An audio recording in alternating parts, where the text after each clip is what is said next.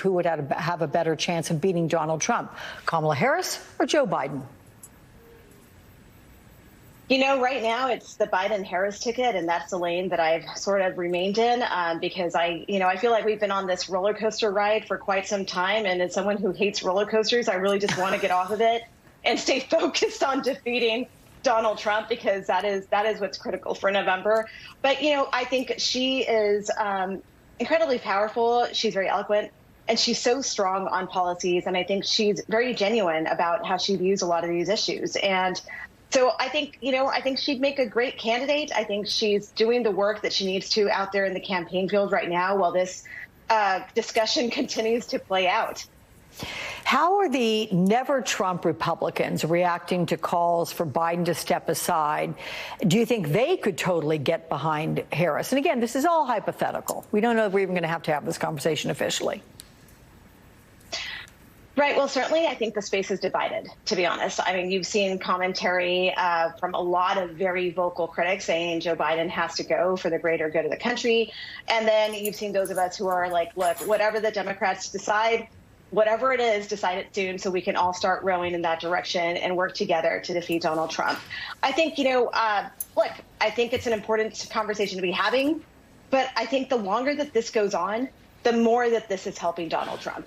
And so I think that is my biggest worry, is that we are letting time pass instead of focusing on, what we should be focusing on is that the policies, right? The policy work, the things that really matter to Americans, that's what we need to be discussing. And we need to be discussing in a manner that the Biden-Harris administration has been fairly successful. I don't agree with everything, obviously, because I come from a very lifelong Republican background. But he's done a lot of great things for the American people. And I want to get back to focusing on that and really focusing that comparison with the Donald Trump that talks about Hannibal Lecter and sharks and windmills and who knows what we're going to get whenever he speaks, right? But I'm curious, given your background working in national security during the Trump administration, what went through your mind watching the assassination attempt on the former president last Saturday? I have to be honest, I was horrified. I was sick to my stomach when I heard the news. I was also just completely shocked at the development of events. I think there's no room for political violence in this country. There shouldn't be. I think this is getting very much out of control. And look, I as someone who gets the threats, it is ugly.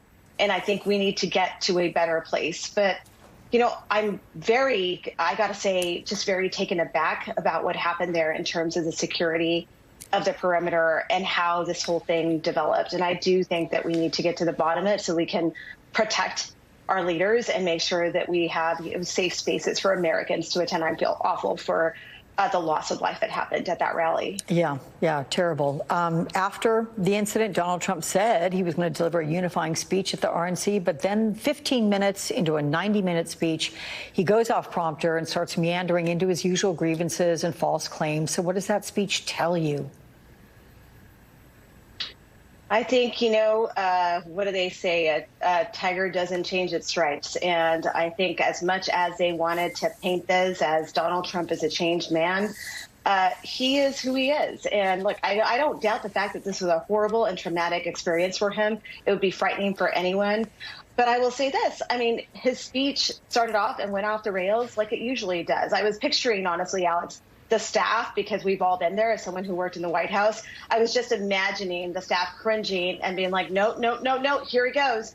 Because that's what we used to do behind the scenes, and then sitting there going, shaking our heads. But like, the reality is the message that came across during that entire week was that it's not the party of unity. It is a party of unifying behind an agenda that suits them, an extreme agenda. Right. And I think that is the takeaway. And when you see J.D. Vance and Donald Trump together, I picture, I actually consider him to be a mini-me of Donald Trump. There's no difference between the two of them. I think this is a very dangerous ticket.